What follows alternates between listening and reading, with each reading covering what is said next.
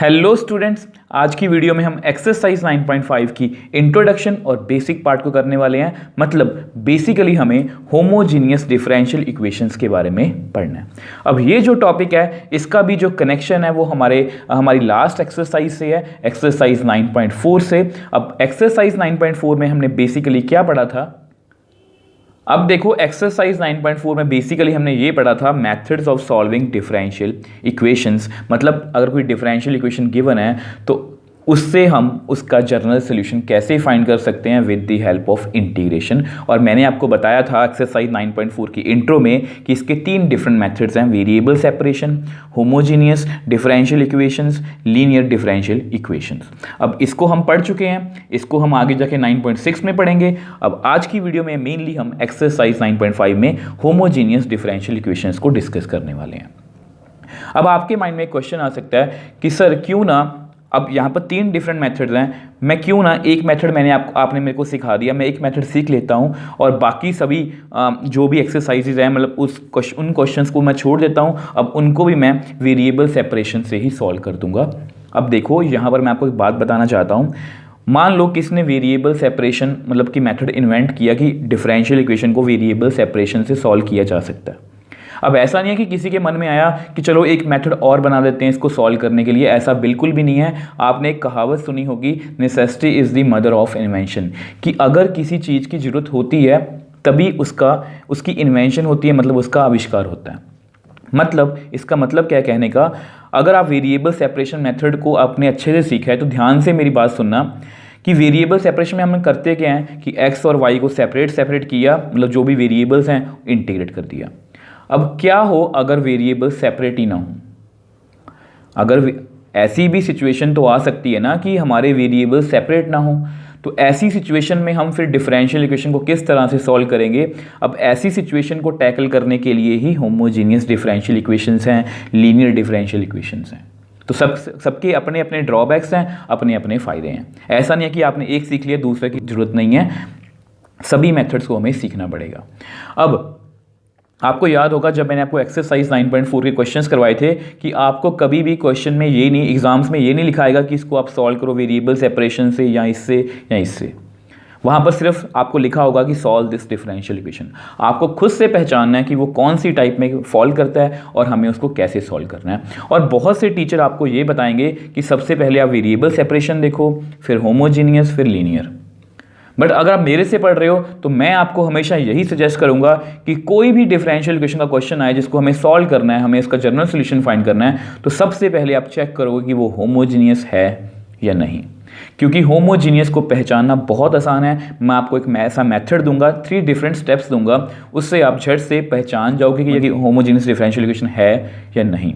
अब उसके बाद हम देखेंगे कि क्या अगर वो होमोजीनियस नहीं है तो फिर हम लीनियर के पास जाएंगे, अगर वो लीनियर नहीं है तो फिर हम वेरिएबल सेपरेशन के पास जाएंगे। मतलब इन दोनों में आप कुछ भी कर सकते हो, बट सबसे पहले हम होमोजीनियस डिफरेंशियल इक्वेशन को ही चेक करेंगे। अब वो जैसे जैसे हम आगे वीडियो में जाएंगे तब मैं आपको बताऊंगा कि होमोजीनियस को हम कैसे चेक कर सकते हैं विद इन सेकेंड्स। आप देखते ही बता सकते हो कि यस ये होमोजीनियस डिफरेंशियल इक्वेशन है या नहीं।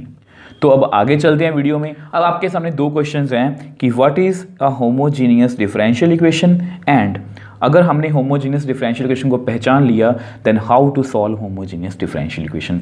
तो आज की वीडियो में हम बेसिकली इन दोनों चीज़ों को ही सीखेंगे। अब इसके अंदर भी पहले हम होमोजीनियस को समझेंगे, फिर उसको हम डिफरेंशियल इक्वेशन से जोड़ेंगे।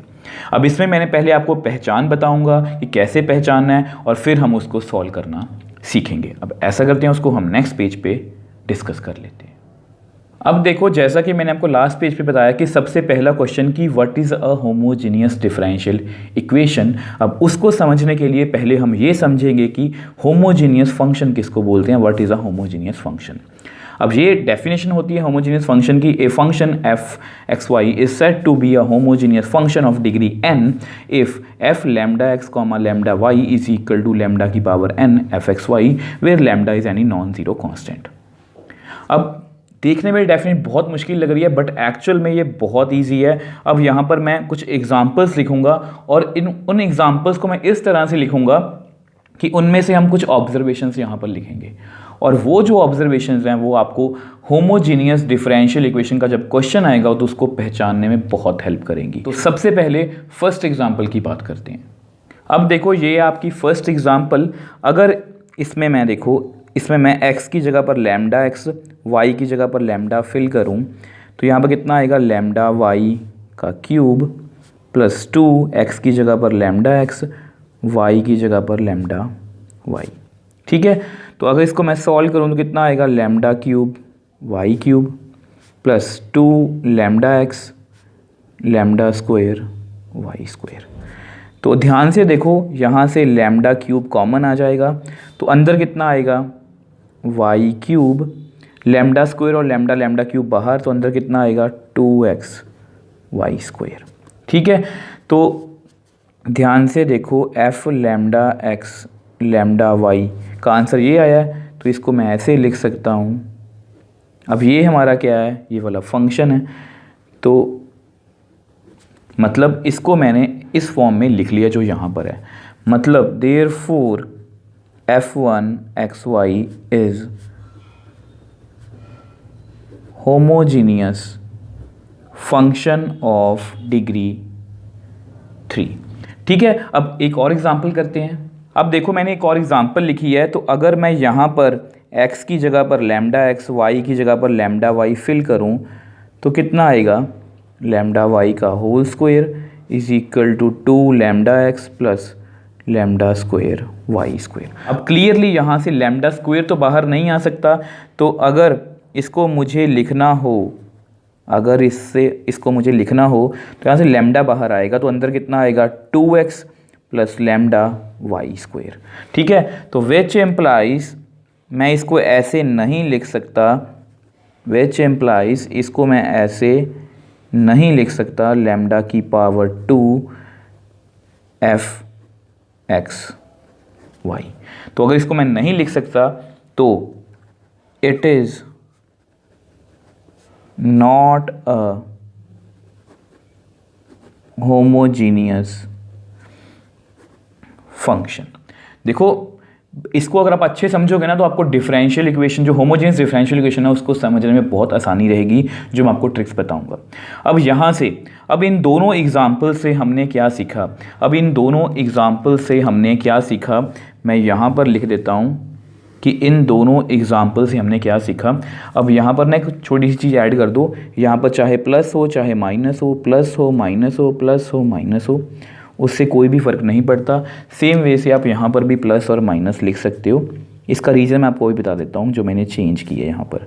ठीक है, इसका मतलब ये है कि देखो ध्यान से देखो, यहाँ पर अगर ये तो हमारी लैंग्वेज होगी, अगर इसको हम ईजी वे में समझने की कोशिश करें, यहाँ पर इस जोन में कितने एलिमेंट हैं, इसको मैं हमेशा जोन बोलूँगा। जोन का मतलब कि इसमें कितने एलिमेंट्स हैं, इसमें 3, y कितनी बार आया 3। अब यहाँ पर कितने एलिमेंट्स हैं, अब इसको 2 को काउंट नहीं करना, हमने सिर्फ वेरिएबल्स को काउंट करना है। एक x है और 2 y हैं, मतलब टोटल कितने हो गए 3। ठीक है, तो ये होमोजीनियस फंक्शन है, हमें इतना तामझाम करने की जरूरत नहीं है।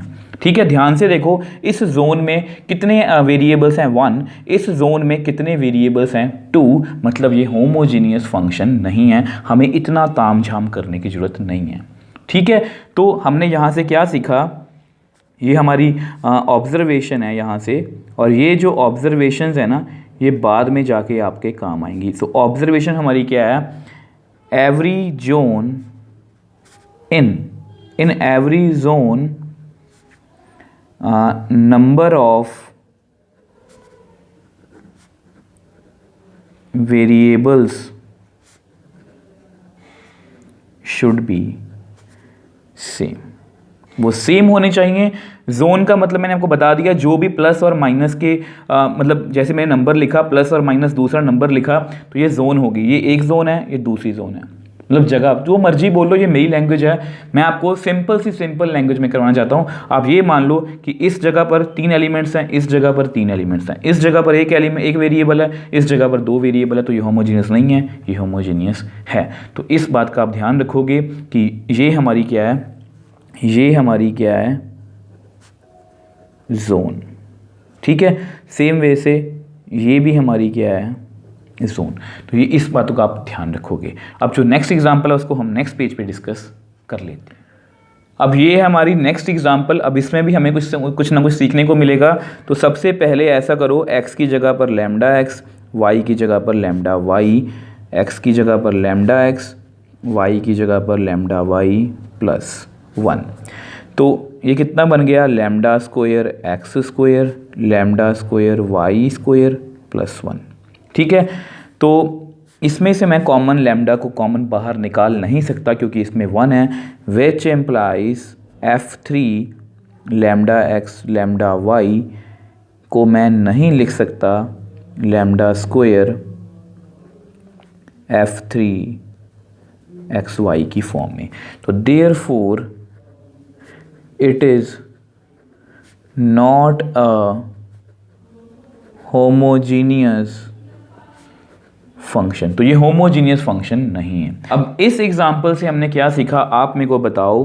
तो यहाँ से मेरी जो ऑब्जर्वेशन है वो क्या रहेगी, यहाँ से मेरी जो ऑब्जर्वेशन है वो क्या रहेगी कि अगर किसी भी फंक्शन में कोई कांस्टेंट होगा तो उसमें से मैं लैम्डा को कॉमन नहीं निकाल सकता क्योंकि मैं सिर्फ x और y को चेंज कर रहा हूँ, कांस्टेंट को तो कुछ नहीं कर रहा। तो therefore it is not a homogeneous function. तो इन homogeneous function there should not be any constant। तो होमोजीनियस फंक्शन में कोई भी कांस्टेंट नहीं होना चाहिए। ये हमारी सेकंड ऑब्जर्वेशन है। अब देखो ध्यान से मेरी बात सुनना, कुछ बच्चों को कंफ्यूजन होगी कि सर पिछले एग्जाम्पल में 2xy था तो 2 तो एक कांस्टेंट है। देखो 2xy एक कांस्टेंट नहीं है, ये एक जोन है हमारी। 2xy it is a variable.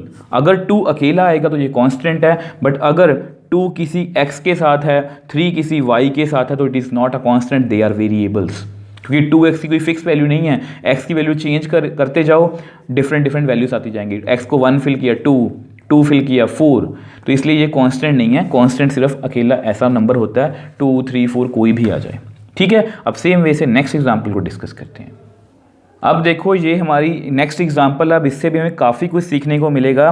तो ऐसा करो, lambda x lambda y, x की जगह पर लैम्डा एक्स, वाई की जगह पर लैम्डा वाई, एक्स की जगह पर लैम्डा एक्स, वाई की जगह पर लैम्डा वाई। अब आप मेरे को बताओ, क्या आप साइन के एंगल में से कुछ कॉमन निकाल सकते हो? नहीं। लॉग में से नहीं, इसके एंगल में से नहीं, कॉमन नहीं निकाल सकता मैं, इसके एंगल में से नहीं। तो हमने यहाँ से क्या सीखा कि इसको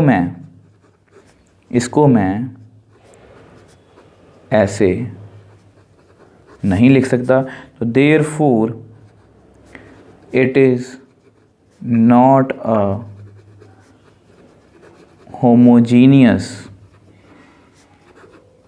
फंक्शन। ठीक है, ये होमोजीनियस फंक्शन नहीं है। अब इस एग्जाम्पल के साथ मैं एक और एग्जाम्पल करूंगा, अब उससे आपको काफ़ी कुछ क्लियर हो जाएगा। अब देखो ये मैंने सेम नेक्स्ट एग्जाम्पल लिखी है, ध्यान से देखो। तो मैंने जस्ट एंगल्स को चेंज किया है, y by x, y by x, y by x, y by x, बाकी मैंने कुछ चेंज नहीं किया। तो इसको लिख के देखते हैं, लैम्डा एक्स लैम्डा वाई। तो y की जगह पर lambda y, lambda x, lambda y, lambda x, lambda y, lambda x, lambda y, lambda x. ठीक है, तो ये लैम्डा जो हैं ये आपस में कट हो जाएंगे, तो मैंने कट कर दिए। तो ध्यान से देखो, इसको मैं ऐसे लिख सकता हूँ। अब किसी में लैम्डा तो नहीं है, तो सेम वही फंक्शन आ गया, sine y by x, log y by x, e y by x, tan inverse y by x. तो इसको मैं ऐसे लिख सकता हूँ, लैम्डा की पावर 0 का मतलब 1। ठीक है, तो it is a homogeneous function of degree 0। इसकी डिग्री कितनी है? 0। अब यहाँ पर मैंने एक नोट डाला है, same we can do with x by y. अगर यहाँ पर वाई बाई एक्स की जगह पर एक्स बाई वाई भी होता तो भी ये होमोजीनियस फंक्शन होता ऑफ डिग्री 0। अब इन दोनों एग्जाम्पल से हमने क्या ऑब्जर्वेशन सीखी है, ये हमारी लास्ट ऑब्जर्वेशन है। इसके बाद हम होमोजीनियस डिफरेंशियल इक्वेशन की बात करेंगे। अब इन्हीं ऑब्जर्वेशन से हमें वो ट्रिक भी मिलेगी, ठीक है। तो यहाँ से हमने क्या सीखा कि इन homogeneous functions there should not be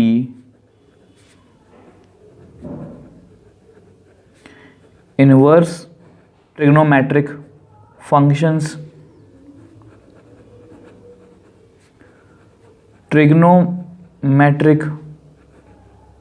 functions,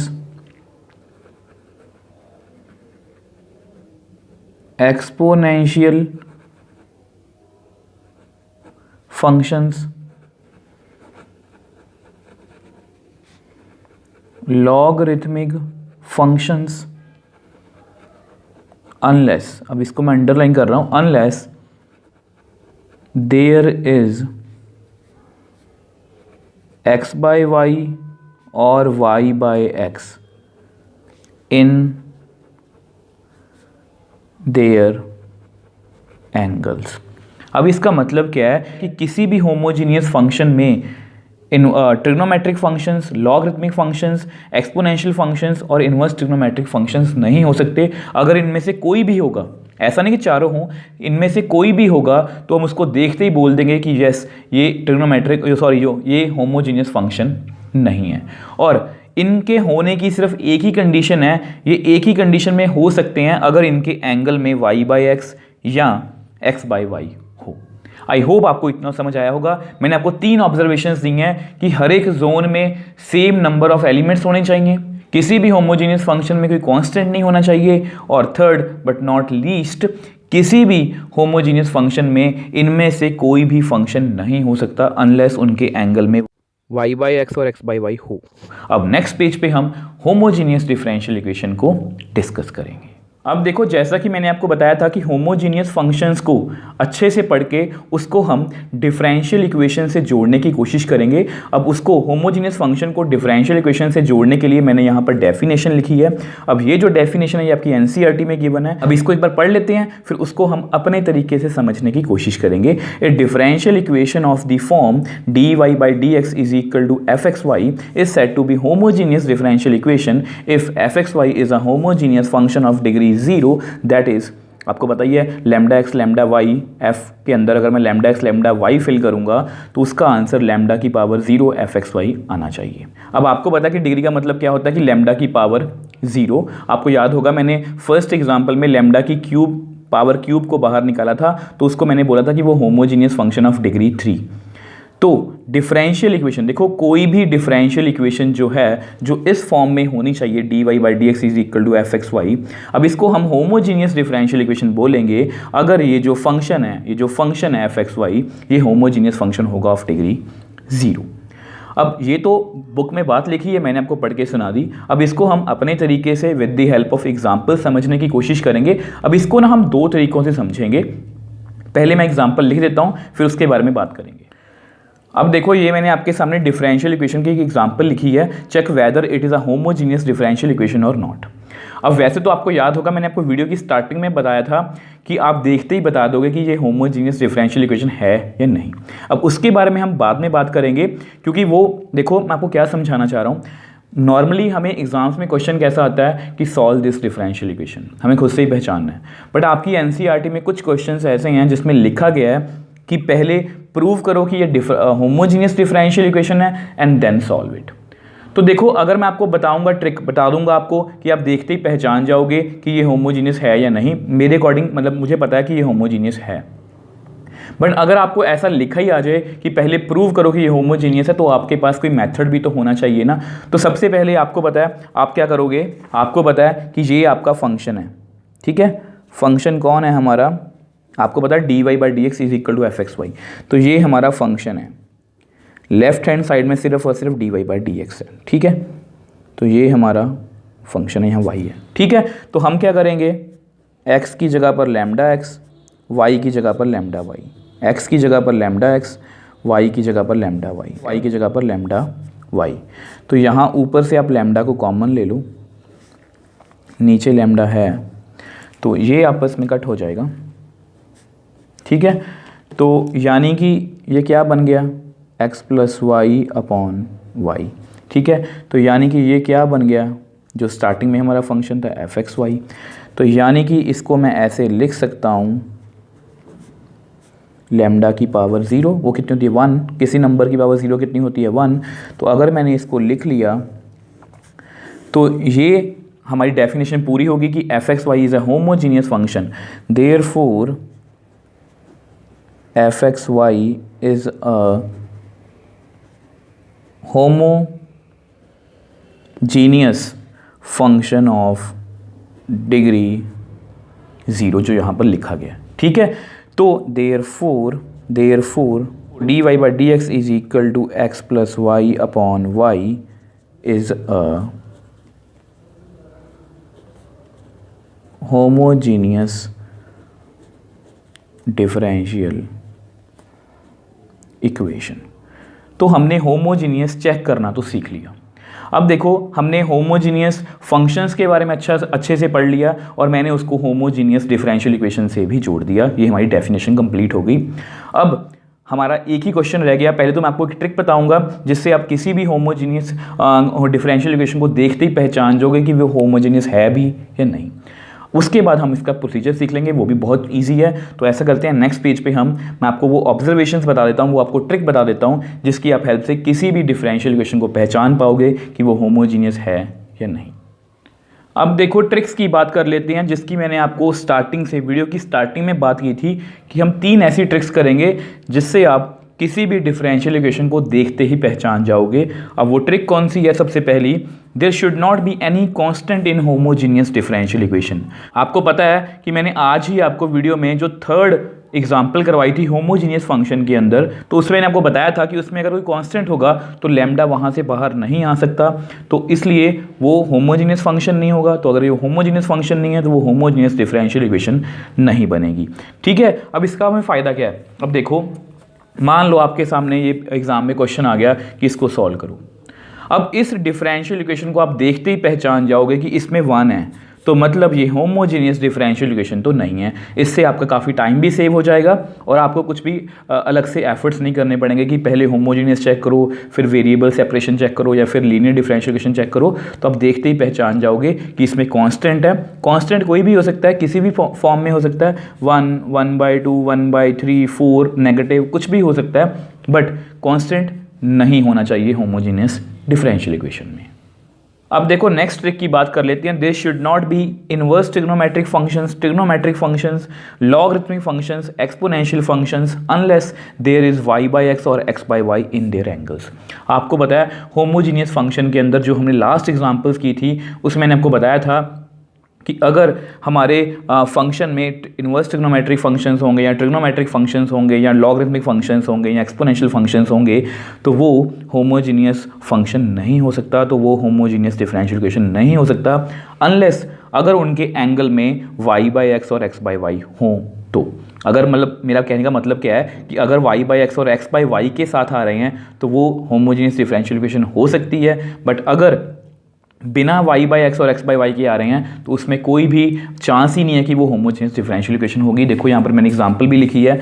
मान लो ये कोई डिफरेंशियल इक्वेशन आपके सामने एग्जाम में है, इसको सॉल्व करना आपने, आपको पता है कि ये sin x है, तो ये पक्का होमोजीनियस डिफरेंशियल इक्वेशन नहीं है। मान लो यहाँ पर लॉग आ जाए, sin x मतलब ट्रिग्नोमेट्रिक फंक्शंस, मान लो यहाँ पर sine inverse, cos inverse, tan inverse आ जाए, मतलब इनवर्स ट्रिग्नोमेट्रिक फंक्शन, तो भी ये होमोजीनियस डिफरेंशियल इक्वेशन नहीं है। मान लो एक्सपोनेंशियल फंक्शन आ जाए तो भी ये होमोजीनियस डिफरेंशियल इक्वेशन नहीं है। ये तभी पॉसिबल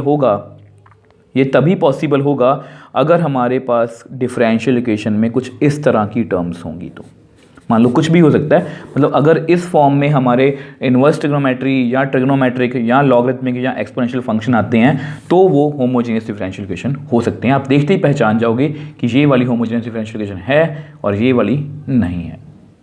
अब लास्ट बट नॉट लीस्ट, अब ये जो ट्रिक है ये बहुत इंपॉर्टेंट है, there should be equal number of variables in each zone but denominator is mandatory. अब ये जो स्टेप है ये बहुत ही इंपॉर्टेंट है। अब पहले मैं इसको समझा देता हूँ कि इसका मतलब क्या है।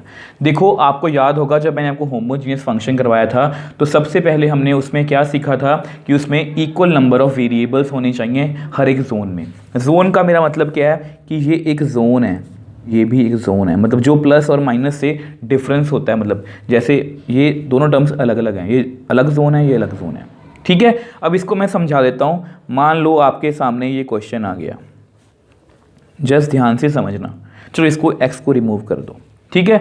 अब आपने देखा इसमें कांस्टेंट नहीं है, ओके। आपने देखा इसमें कोई भी ऐसा फंक्शन नहीं है, इनवर्स ट्रिग्नोमेट्रिक, लॉगरिथमिक या एक्सपोनेंशियल, मतलब ये होमोजीनियस हो सकता है। अब उसके बाद लास्ट स्टेप हमारा क्या होता है, अगर ये दोनों ना हो तो हम देखते ही बता सकते हैं कि ये होमोजीनियस है या नहीं, ठीक है। अब लास्ट स्टेप, अब ये दोनों नहीं है तो मतलब ये भी हमें चेक करना है। अब इसमें मैं क्या चेक करना है, there should be equal number of variables. अब इस जोन में कितने एलिमेंट्स हैं, 1, इस जोन में कितने एलिमेंट्स हैं, 1। तो आप ये नहीं बोल सकते कि ये होमोजीनियस डिफरेंशियल इक्वेशन है, क्योंकि मैंने यहाँ पर लिखा है डिनोमिनेटर इज मैंडेटरी, डिनोमिनेटर होना चाहिए। ये होमोजीनियस डिफरेंशियल इक्वेशन नहीं है। क्यों नहीं है मैं आपको अभी बताता हूँ। अब मान लो मैंने कुछ ऐसा लिखा है तो इसको मैं ऐसे लिख सकता हूँ, आपको पता है पहले स्टैंडर्ड फॉर्म में लिखते हैं हम इसको, x plus y upon x. इस जोन में कितने एलिमेंट्स हैं, 1, इस जोन में कितने एलिमेंट्स हैं, 1, इस जोन में कितने एलिमेंट्स हैं, 1। अब तीनों जोन में, मतलब सभी जोन्स में हमारे पास नंबर ऑफ एलिमेंट्स या नंबर ऑफ वेरिएबल्स क्या हैं, सेम है, तो ये होमोजीनियस डिफरेंशियल इक्वेशन है, क्योंकि इसी से हमारी डिग्री 0 बनेगी। अगर आप देखो, अगर आप यहाँ से देखो हमारे पास ये सिचुएशन है, अगर आप यहाँ पर lambda x lambda y fill करोगे तो ऊपर से लैम्डा कॉमन आ जाएगा तो कट हो जाएगा, और इसको हम क्या कहेंगे, लैम्डा की power 0 x plus y upon x. तो आपकी डेफिनेशन में भी यही लिखा गया है कि कोई भी होमोजेनियस डिफरेंशियल इक्वेशन कब होती है, जब उसका जो फंक्शन होता है वो होमोजेनियस फंक्शन होना चाहिए ऑफ डिग्री 0। अगर हम सिर्फ ये लिखेंगे, ऊपर से लैम्डा कॉमन तो आ जाएगा बट वो कट नहीं होगा, तो इसलिए डिनोमिनेटर मैंने लिखा है कि मैंडेटरी, ठीक है। अगर आपने इन 3 स्टेप्स का, देखो अभी आपको हो सकता है कि इतने अच्छे से समझ ना आए, क्योंकि अभी हम इसको जर्नली में मतलब वैसे ही थ्योरेटिकली पढ़ रहे हैं। जब इसको हम क्वेश्चंस में इंप्लीमेंट करेंगे तब आपको बहुत ज़्यादा अच्छे से क्लियर होगा। बट बिलीव मी, अगर आपने इन तीनों स्टेप्स को कर लिया तो आपको किसी भी क्वेश्चन में कोई कंफ्यूजन होगी नहीं, आप देखते ही बता दोगे। तभी पहले मैंने ये स्टेप रखा है, क्योंकि अगर आपने देखो ये डिफरेंशियल इक्वेशन ध्यान से देखो, मैंने सभी एक जैसी ली हैं। अब इसमें जस्ट ये कांस्टेंट था जो होमोजीनियस नहीं, मैंने चेक कर लिया। डिनोमिनेटर हो ना हो वो बात की बात है। इसमें मैंने देख लिया कि ये भी है, या ये भी आ सकता है, या ये भी आ सकता है, या ये भी आ सकता है, तो ये पक्का होमोजीनियस डिफरेंशियल इक्वेशन नहीं है। अब अगर इन दोनों कंडीशंस हमारे पास मतलब कि नहीं है, ना कांस्टेंट है ना इनमें से कोई भी फंक्शन है, तो फिर हम नंबर ऑफ जोन चेक करेंगे, ठीक है। तो वो मैंने चेक की कि इसमें कितने वेरिएबल्स हैं और डिनोमिनेटर हमारा होना चाहिए ताकि हमारी डिग्री 0 बन पाए। तो अगर आप इन तीनों स्टेप्स का ध्यान रखोगे तो आपसे कभी भी कोई मिस्टेक इन क्वेश्चंस में नहीं होगी। अब देखो, ये हमारा आज की वीडियो का सबसे लास्ट और सबसे इम्पॉर्टेंट टॉपिक है कि हमने पहचान लिया कि होमोजीनियस फंक्शन क्या होते हैं, हमने पहचान लिया कि होमोजीनियस डिफरेंशियल इक्वेशन क्या होती है। अब हमारे सामने क्वेश्चन है कि हमने सब कुछ पहचान लिया, बट हम उसको सॉल्व कैसे करेंगे। अब उसको सॉल्व करने के लिए मैंने आपको एक मैपिंग दी है, इसके अकॉर्डिंग हम सॉल्व करेंगे। अब ये मैपिंग आपको देखने में थोड़ी सी लग रहा होगा कि सर मुश्किल है, बट बिलीव मी, जो इसकी सबसे मुश्किल बात लग रही है कि ये काफ़ी कुछ है, इसमें तामझाम करना पड़ेगा हमें, यही सबसे इसकी अच्छी बात है कि आप हर एक क्वेश्चन यहाँ तक बिल्कुल सेम करोगे। मतलब दुनिया का होमोजीनियस का कोई भी क्वेश्चन आ जाए, आप हर एक क्वेश्चन को इसी तरह से करोगे, इसलिए मैंने आपको पहले ही मैपिंग दे दी। देखो, आपको पता है कि होमोजीनियस डिफरेंशियल इक्वेशन को पहचानने के लिए पहचान लिया कि हमने होमोजीनियस डिफरेंशियल इक्वेशन है, तो सबसे पहले हम उसको स्टैंडर्ड फॉर्म में लिखेंगे, मतलब dy/dx सेपरेट और इधर की साइड सारा फंक्शन हमारा, ठीक है। उसमें डिनोमिनेटर मैंडेटरी होना, मतलब होना ही चाहिए, आपको पता है, मैंने आपको लास्ट पेज पे बता दिया। उसके बाद हमारा सेकंड स्टेप क्या होगा, put y is equal to vx। हम y को हमेशा vx, देखो इतना तामझाम हमें क्यों करना है, मैंने आपको पहले भी बताया था कि अगर इसके वेरिएबल्स ही सेपरेट होते, देखो मैंने आपको अभी एग्जांपल करवाई थी एक, dy/dx is equal to x plus y upon x, ये एक होमोजीनियस है। अगर आप इसके वेरिएबल सेपरेट करने की कोशिश करो तो आपसे होंगे नहीं। मान लो इसको क्रॉस मल्टीप्लाई कर दो, करके दिखाओ मेरे को आप, इसके वेरिएबल सेपरेट नहीं होंगे। तो इसलिए हम इतना मतलब सारा तामझाम कर रहे हैं। वाई को मैंने वी एक्स पुट किया, उसके बाद इसको डिफरेंशिएट करना है विद रिस्पेक्ट टू एक्स। अगर मैं वाई को with respect to x derivative करूँगा तो कुछ ऐसे आएगा, ठीक है। y का derivative with respect to x dy by d x. अब v एज इट इज़ मुझे डेरिवेटिव करना है x का, x एज इट इज़ मुझे डेरिवेटिव करना है v का। मैंने प्रोडक्ट रूल लगाया।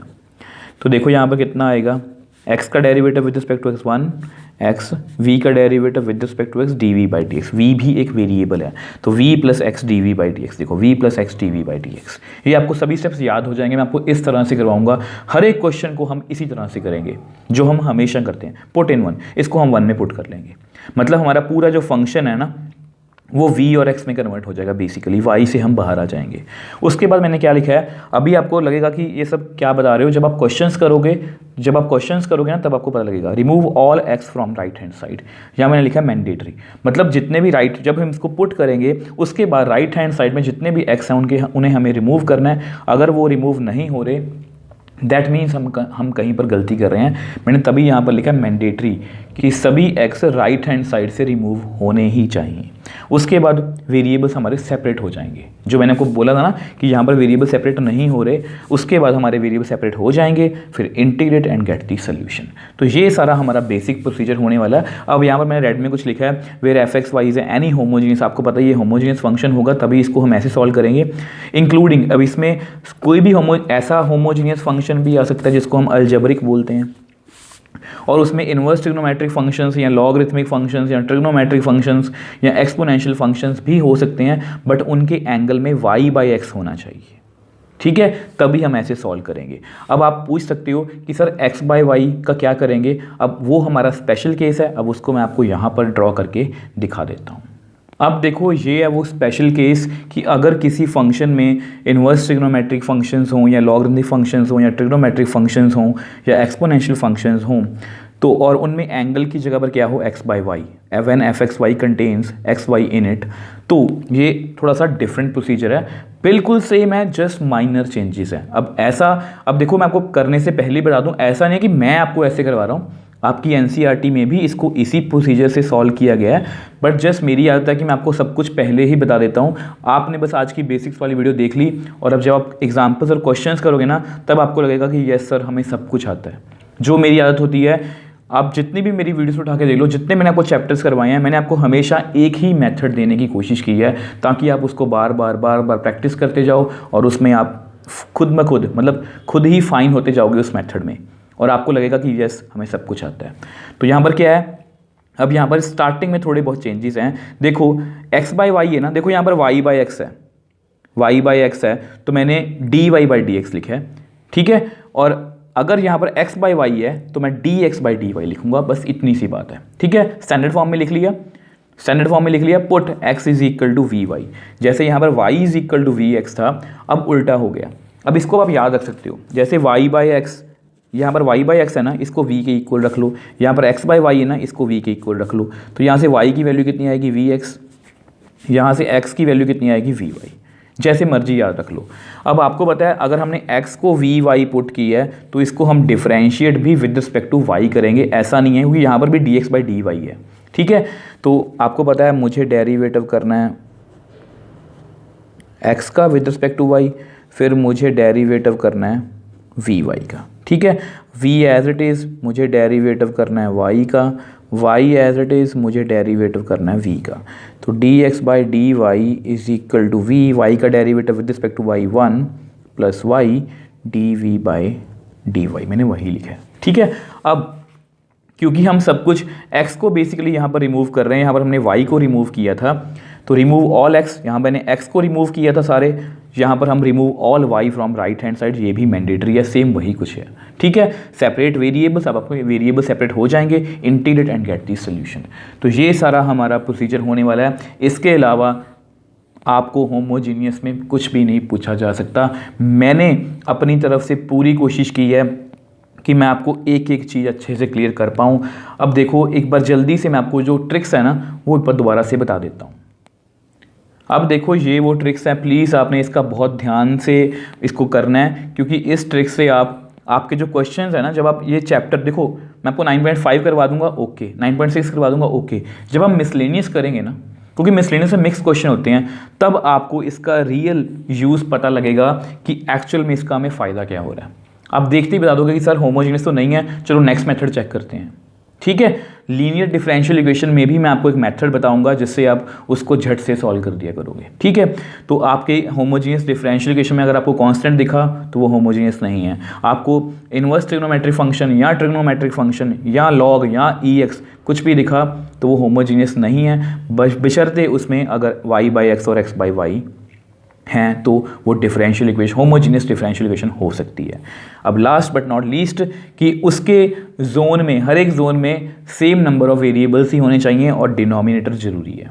तो बस अगर आप इन 3 बातों का ध्यान रखोगे, और जो मेथड है वो तो हमें याद ही करना पड़ेगा, वो जब हम जैसे जैसे क्वेश्चंस करते जाएंगे ना, आप उसमें धीरे धीरे क्या कर मतलब आप फाइन होते जाओगे, आपको लगेगा कि यस हमें सब कुछ आता है। तो अगर आपने इस वीडियो को अच्छे से देख लिया तो बिलीव मी, जो नेक्स्ट हमारी वीडियो आएगी एग्जाम्पल्स की, और जो नेक्स्ट वीडियो आएगी हमारी एक्सरसाइज 9.5 की, आप खुद ब खुद क्वेश्चन सॉल्व करोगे। एक बार मुझे आपको बस 1-2 क्वेश्चंस करवाने तो नेक्स्ट वीडियो में आप खुद बोलोगे कि सर यस हम सभी क्वेश्चंस को खुद से ही सॉल्व कर सकते हैं।